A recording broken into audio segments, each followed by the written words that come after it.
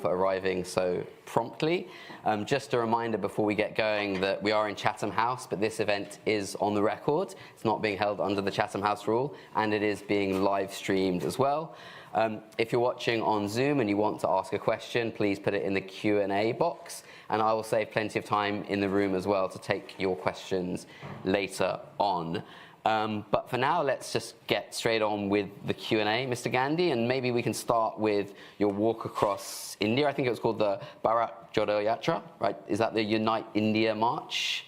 Or yeah. Is that the correct translation? You walked 4,000 kilometers through 14 states, I think 146 days. You only finished in January. So why didn't you start by telling us why you did this walk and what you learned? Well, thank you. Thank you for having me here. It's an honor for me to be here. Thank you for coming. When I joined politics, 2004, the democratic contest in India used to be between political parties. And I had never imagined at that time that the nature of the contest would change completely. It was. I mean, if you had even told me at that time, I would have said that it was a ridiculous thing to say. But the nature of the democratic contest in India has completely changed. And the reason it's changed is because one organization called the RSS, fundamentalist fascist organization, has basically captured pretty much all of India's institutions. And maybe for those who don't know, can you explain what the RSS is? RSS is you can call it a secret society.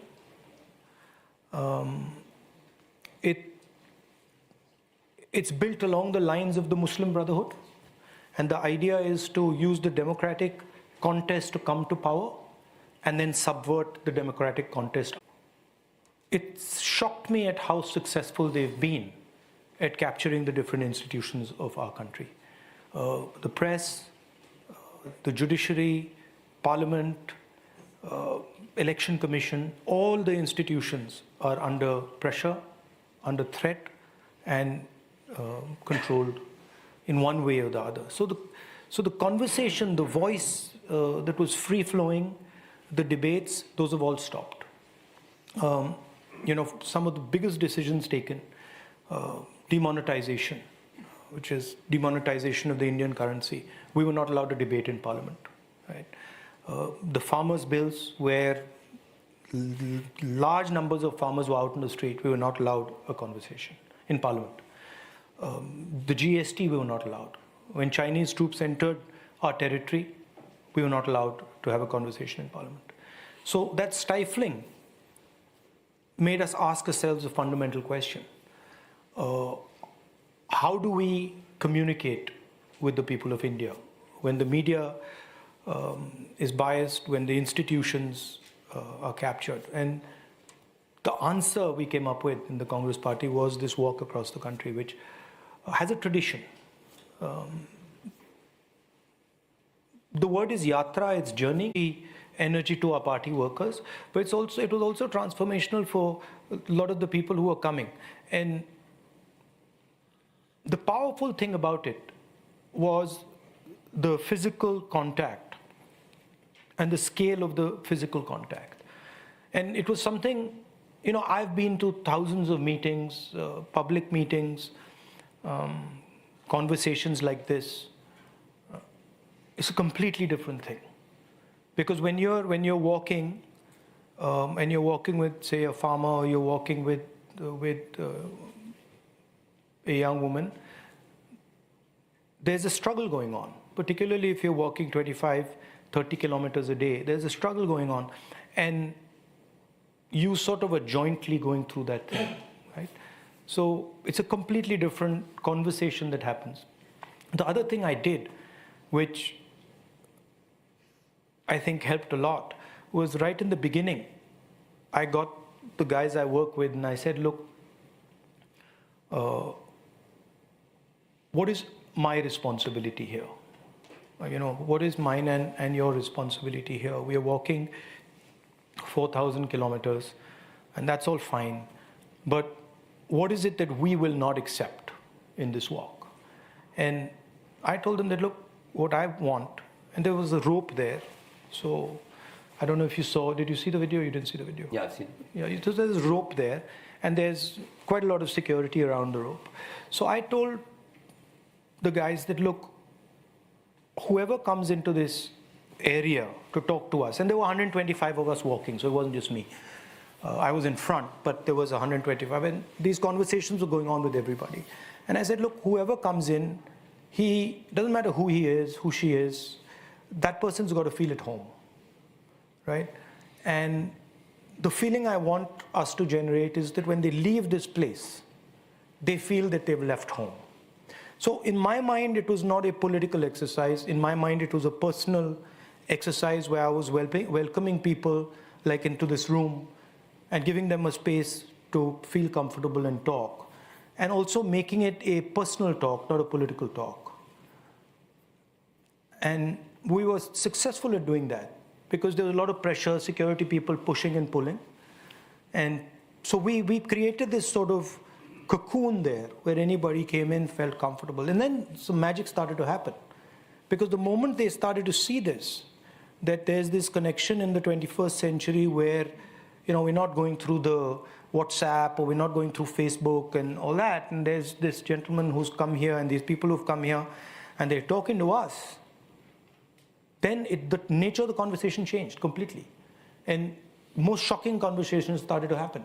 Like the most personal things suddenly people were discussing with a stranger, really. So it became almost like either a friend or a brother, that was the type of conversation. So a lot of stuff came out.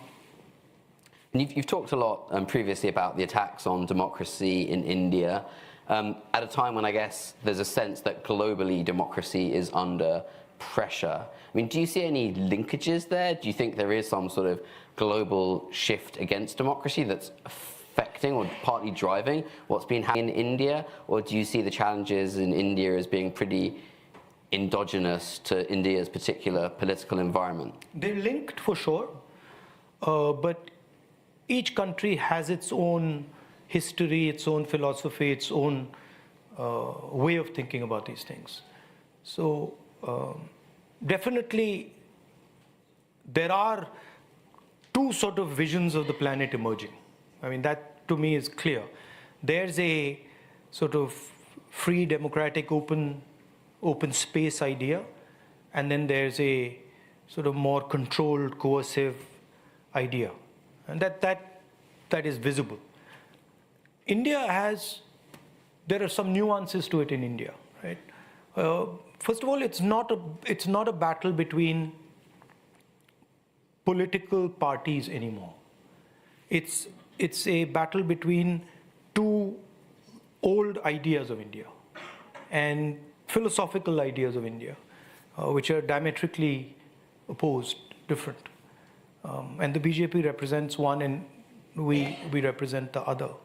In India also there's the matter of caste, right, which doesn't exist, for example, in England or the United States. It's a very particular aspect of society. So it plays out differently, but it's sort of informed by what's going on in the rest of the world. And I mean, obviously, you're a politician. You've pinned a lot of the blame for what's happening on BJP and Narendra Modi's government. But are there bottom-up drivers, do you think, in India as well? I don't. It's not that I pin the blame on them. It's that I feel they operationalize it, right? So they are the mechanism through which it's happening. But I said in my Cambridge talk that I think the problem, well, when we walked, we heard basically three things. Well, four things. Unemployment, price rise, inequality, and violence against women. Those are the broad themes that came out. But the real problem is the unemployment problem, right? And that's generating a lot of anger and a lot of fear. And I think the unemployment problem is happening because earlier, if you look at the 50s, 60s, 70s, 80s, there was a concept of production in the democratic environment, right? Countries like Britain, countries like India, America, they produce things, and there was manufacturing, there was production going on. And then for whatever reason, that was parceled out to China, right? And today we live in a world where there is a production model in the coercive environment, but there is no production model in the democratic environment. So the result is that it becomes very difficult for democratic countries to give their youngsters employment. I don't believe that a country like India can employ all its people with services. I just don't believe it. It doesn't work, right? It doesn't have the connectivity, it doesn't have the structure that can deliver you those jobs. So to me, the question is, can a democratic production model be rebuilt, and what does it look like, right? And I think that's at the center of what is creating the problem. And the problem is manifesting in different places differently. In India, it's manifesting along caste lines, along religious lines. I think we might come back to that economic question later if we have time on economic models. But obviously, the BJP would say to you that you're looking for excuses for why Congress hasn't been able to cut through, so you blame the playing field being unfair. And I guess there's certainly a point there that Congress and its coalition partners have struggled to cut through, given what you're saying about the scale of the problems that people are facing. So why do you think that's been, that you've struggled on the national stage to be able to change that, leading up to the next national elections? First of all, to put it in perspective, right? If you look at the time from independence to now, the Congress party has been in power for majority of the time, right? So it's not that the BJP has been in power. Before the BJP was in power for 10 years, we were in power for 10 years, right? And so it's not, I mean, the BJP likes to believe that they've come to power in India and they're going to be in power eternally. That's not the case, right? But there is a set of changes that are taking place in India. And the Congress party and the UPA in its time were caught by those changes, right? The biggest change is that India is moving from a rural country to an urban country, right? And that changes the nature of the political discourse. That changes the nature of the structure. And we were focusing a lot on the rural space, and we missed the ball in the beginning on the urban space. And that's a fact, right? So those things are there. But to say that now the BJP is in power and the Congress is gone, I mean that's actually a ridiculous idea. And as far as the coercion, the violence that is concerned, it's not the Congress that's saying it. Congress is saying it, but you just got to travel in India and see it. I mean, you can see what's being done to the Dalit community, or you can see what's being done to the tribal community. You can see what's being done to the minorities. It's not that the Congress is saying it and objectively it's not being seen. There are articles all across in the foreign press all the time that there is a serious problem with Indian democracy, right? It's also the way the BJP responds, right? It's not interested in a conversation. They've decided that they know what's going on. Nobody else in the country understands what's going on. And that's it. And this is visible. I mean, you can ask any opposition party. You can see, for example, how the agencies are used. You can ask any opposition leader about how the agencies are used. My phone had Pegasus on it. That simply was not happening when we were in power. So there are things that are very obvious and are apparent to everybody.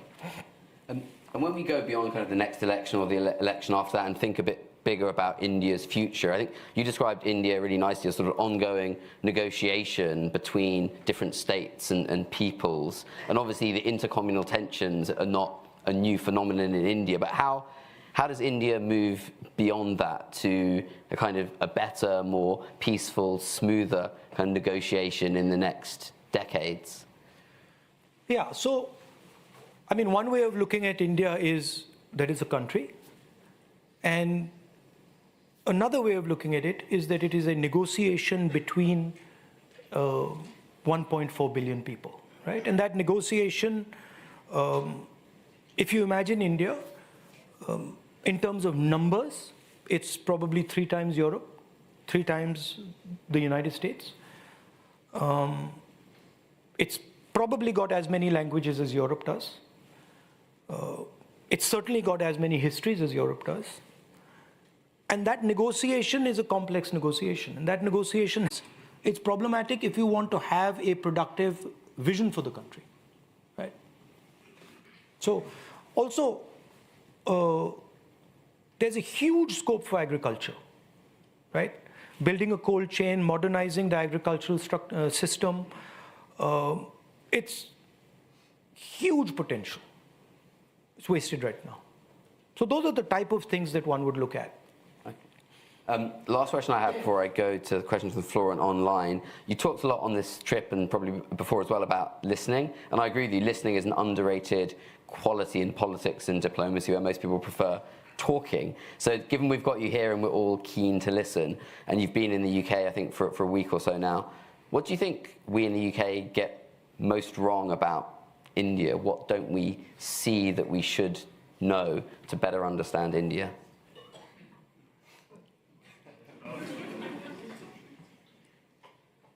Now, I'm going to give away the secret. No, it's like the quote I saw in your room, right? The Gorbachev quote. The Gorbachev quote was to the effect of, we are at a very important time in history, and there are 2 options. One option is this one, and the other option is this one. That's just not how the Indian mind sees the world, right? The Indian mind just does not see the world in a binary way. So for the Indian person, number one, we are not at a critical point in history, right? And number 2, there's thousands of options standing right in front of us, right? That's just how the Indian mind works. And it translates, if you just go to Delhi, and you look at the street, and you look at the lanes, you'll see Indian drivers making their way through this thing, right? They'll go this way, they'll go that way. Now, that looks like chaos, right? But in the 21st century, that chaos is very powerful. But that chaos has to be managed effectively. Thanks. That's a very good answer. Okay, I'll tell you something else. Yeah. If you can, this is a concept that's difficult. And I'll try it.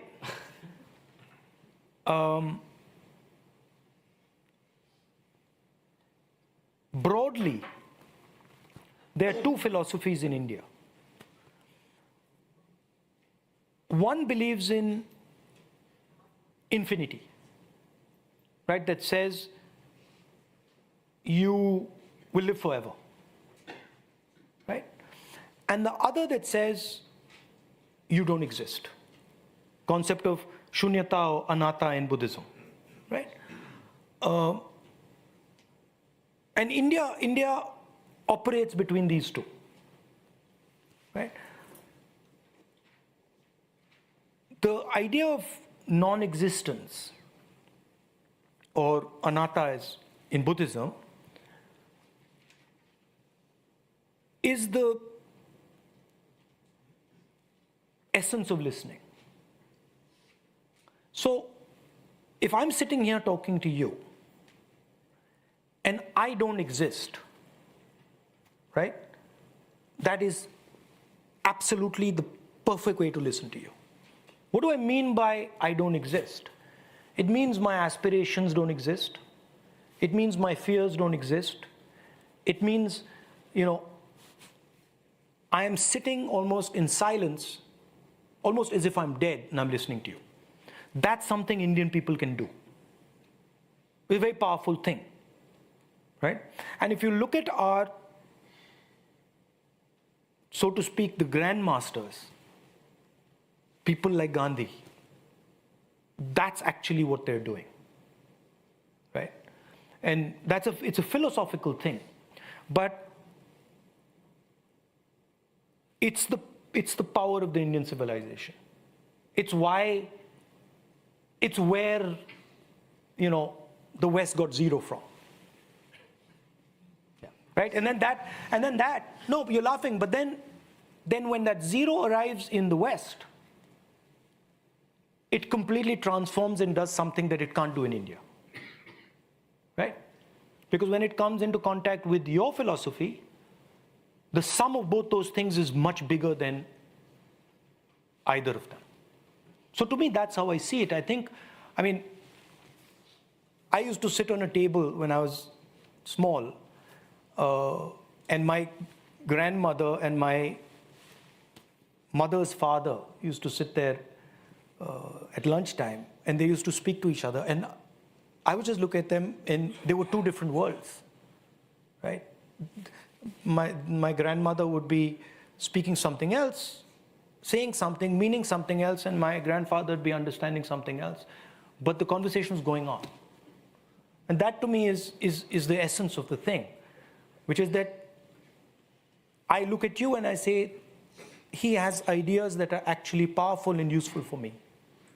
And in turn, I have ideas that might be powerful and useful for him.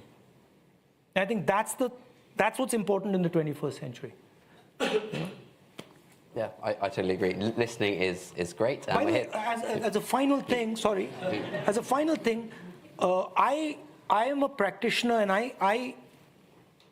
I'm sort of I deal in power, right? And I can tell you that, and this is something, it's a bit hard to grasp, listening is much more powerful than speaking. There's no comparison between the two. But for some reason, people are convinced that speaking is more powerful. Right? Even if you're speaking to me and I'm listening to you, I understand what you're going to do. Right? I can predict what you're going to do if I listen carefully. Yeah, so many questions. The gentleman at the front, if you can tell us who you are and any affiliation, and yeah, the mic's coming to you. And please keep it to a question, not a statement. Thank you.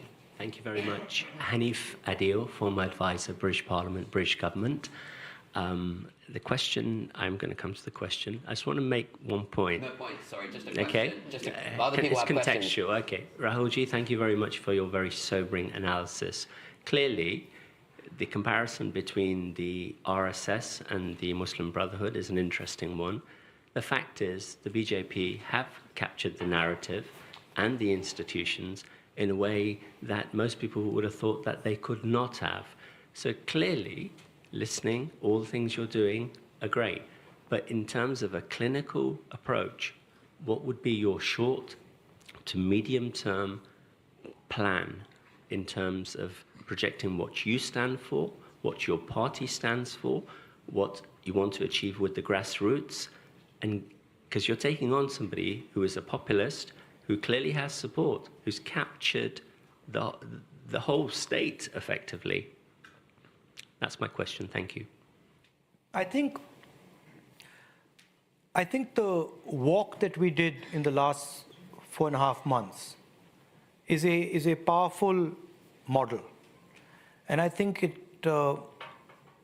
brings in a lot of the ingredients of a response to what you're talking about. And I think it works for most of the opposition in India. It's acceptable to most of the opposition in India. So reaching out to the people in interesting ways and making sure that you're having a direct connect with people and building a new imagination, I think is central to fighting the BJP. Also, don't underestimate the resistance. Authoritarian people like to demonstrate how powerful they are and how strong they are. The resistance in India is also very strong and very powerful, and can do wonders. And the lady in the cream jumper just behind. But you know what? If we step back from the BJP Congress conversation, what's actually happening is a huge transition in India, right? Huge migration of people. And India is now searching for a new model with which to engage with its people and the rest of the world, right? And what's pretty clear is that the BJP model is not it, because it's creating much too much turbulence, much too much resistance. So the real challenge that people like me and other leaders in the opposition have is, what does that thing look like?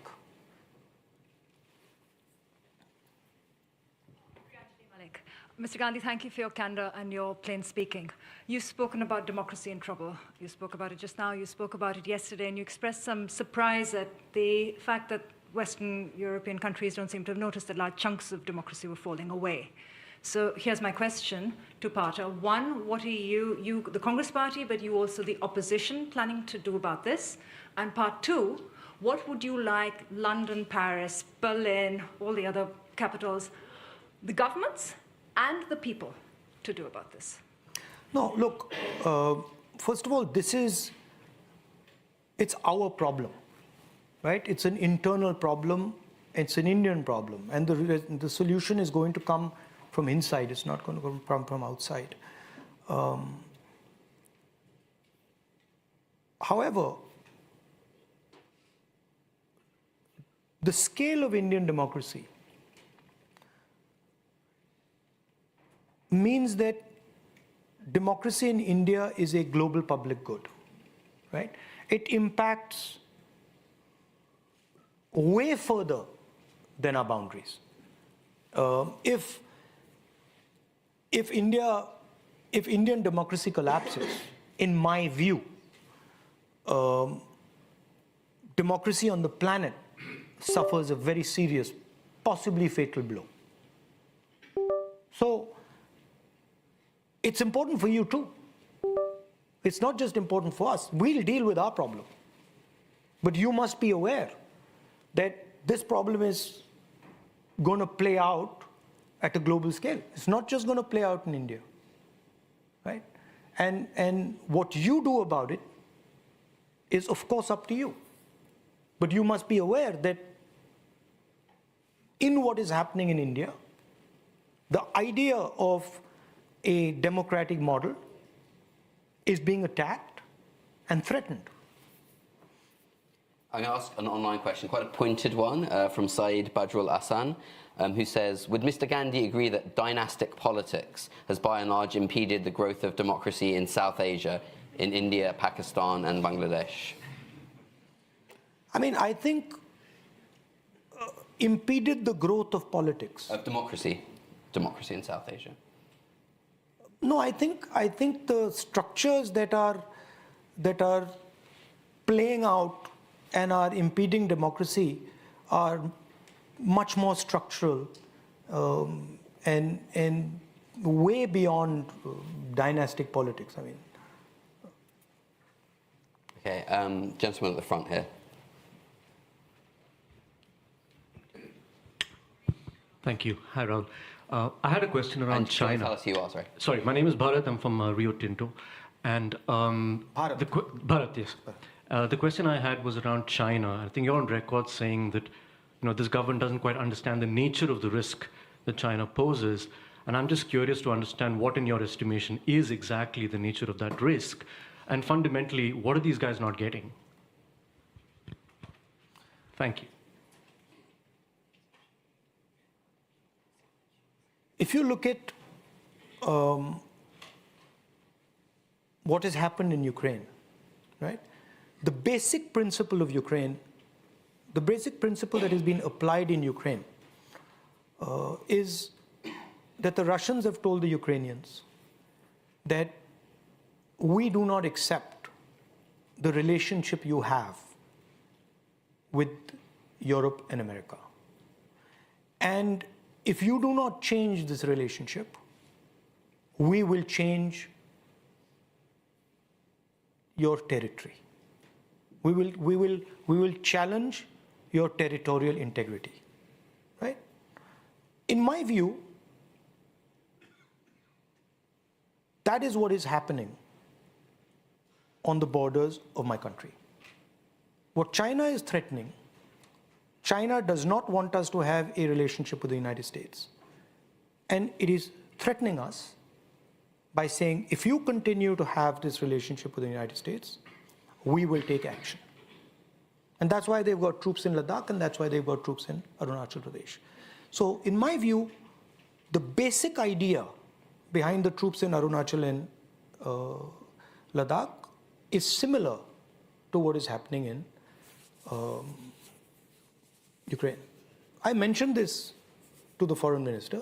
He completely disagrees with me, and he thinks this is a ludicrous idea. It's fine. We have a difference of opinion. Yeah, the lady in the third row in brown jumper. Hello, thank you very much. Yes, no, it's me. Thank you very much. My name is Malini Mehra, and I run an international parliamentary organization that works on climate change. But my question is raised to you as a citizen of India. There are many of us in the international diaspora. There are something more than 20 million Indians in the international diaspora. You spoke about the need for India to address these issues by itself, not within its own borders, because you have the international diaspora. And many people like myself no longer... Sorry, which issues? The environmental issues? No, the issues facing India, the democratic despair that the country is in. So here is my question. And I ask it as someone who is one of possibly millions who no longer recognizes the country that they were born and raised in. And we would like to know what your message is. Is that a bad thing or a good thing? What do you think? No, I'm asking you. Why am I here? I don't know. I'm here because I am feeling wretched about the state of my country. Yeah. Absolutely wretched. My father was an RSS man, proudly so. He would not recognize the country, bless his soul. So for those of us who are outside of India, how can we engage? How can we re-empower our democracy? 20 years ago, I worked with Professor Amartya Sen. And Amartya didn't let go of his passport. I'm not getting rid of my passport, and I want to know what can we do to reanimate our democratic institutions. Well, I like your energy. No, it's very important. It's very important. And it goes to the point of the resistance. You see, the resistance is sitting here. No, I meant that the battle for the democratic institutions of India is, frankly, India's responsibility and no one else's, right? And it's something that we are doing. But you, of course, are Indian, so it's your responsibility as well, and you're part of that discussion. I think when you express yourself, I think what you said about your father being in the RSS and about him not recognizing our country in this conversation itself is a very powerful thing. Because for me to say it, people might feel, he's fighting the RSS, he's fighting the BJP, he might be biased, right? But for you to say it, it has a totally different impact. So you're by expressing yourself and by making your position clear, you're already helping in a big way, right? I think by telling people the values that you stand for, the values that are Indian and that you protect, by telling everybody in the rest of the world that India needs to go back to those values, you're doing the service. So thank you. I'm going to go to a question right at the back. The gentleman in the corner in the glasses, just behind the door. Thank you. And then I'm going to come to this side next. Hi, my name is Shoaib. I'm just a keen follower of the Indian politics. First of all, Rahul, thank you very much for giving someone else the opportunity to become the president in your party. And the second question is, do you think to implement your philosophy and your vision of the Indian politics, probably you need to win the elections. And to win that elections, you need to defeat BJP. But do you think with Mr. Kharge as a party president, you are well equipped to defeat BJP in the next elections? Look, Mr. Kharge was elected as president in a election that took place in the Congress party, and he is the president of the Congress party. We're all working together to fight the BJP, and I'm extremely confident in Mr. Kharge's capabilities and his expertise. I don't know if you know his history. Do you know his history? I mean, he was a Congress worker.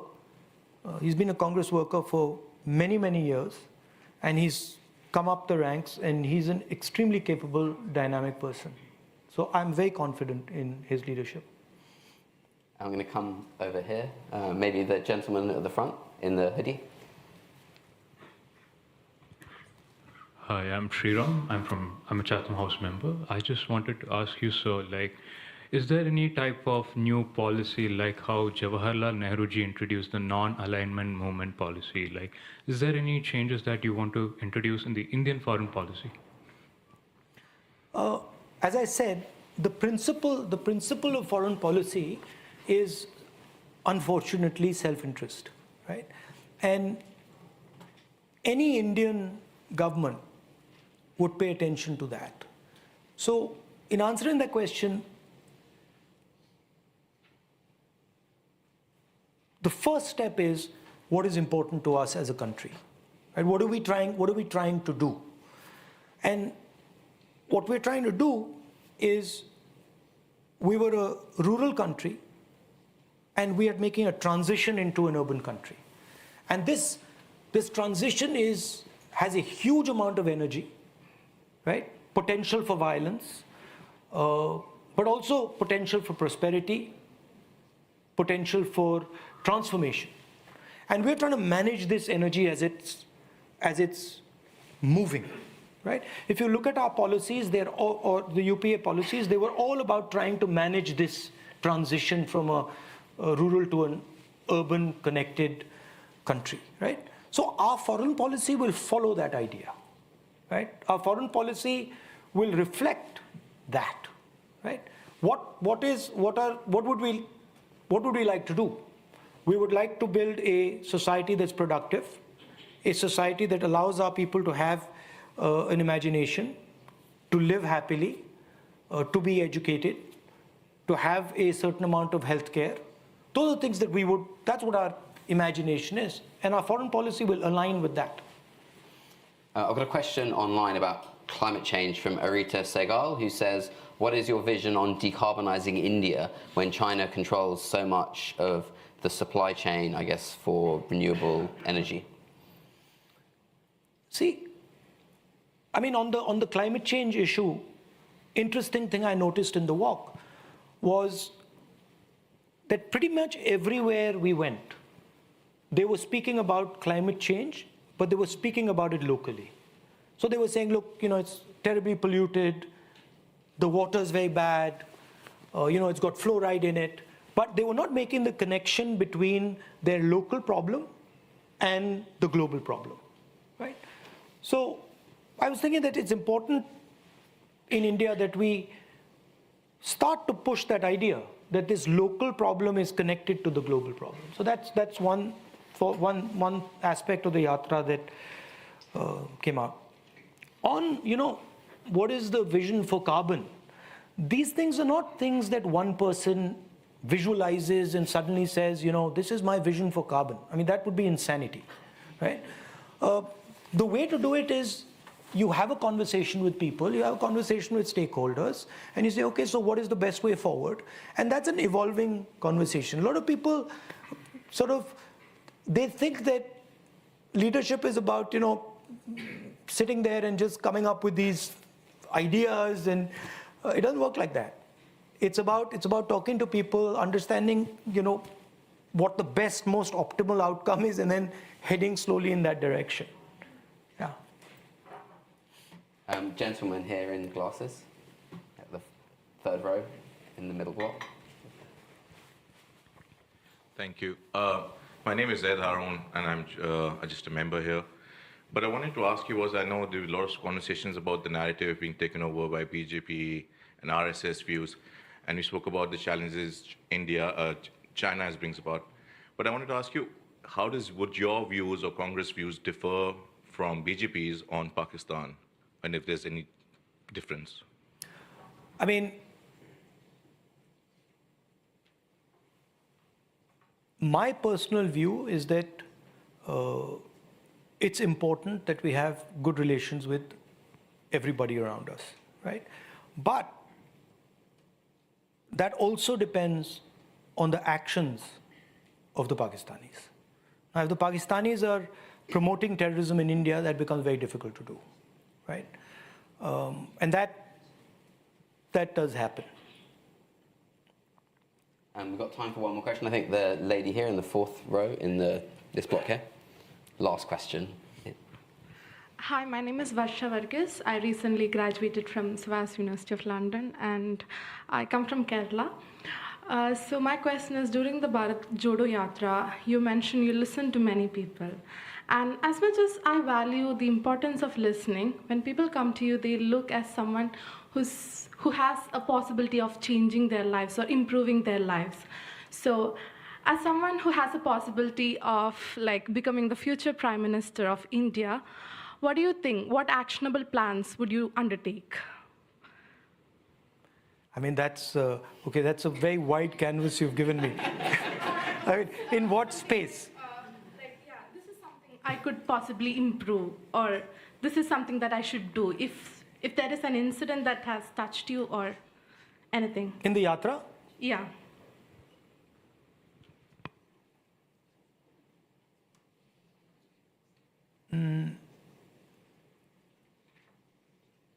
In the walk, a lot of women came up to me, and quite a few of the women spoke about violence that had been done to them. And in one of the cases, well, actually in many of the cases, but in one particular case, I won't go into the details, but in one of the cases, I asked the girl, listen, she had been attacked, she had been molested, raped, and I asked her, listen, should we call the police? And she said, no, don't call the police. I don't want you to call the police. And I said, why don't you want me to call the police? You've come here, you've told me this, and now you don't want me to call the police. And she says, yeah, I don't want you to call the police because then I will be shamed, right? So to me, that was a very striking thing, that here's this young girl who suffered this violence against her. And now she cannot act on that violence because she's scared that she'll be shamed. So I was thinking to myself, this poor girl is now going to live the rest of her life never telling anybody this. And it's going to multiply the pain of what happened to her. So that is something I think I would like to change, that the violence, the level of violence against women reduces, and particularly this idea that of shame, which is completely a ridiculous idea, is changed.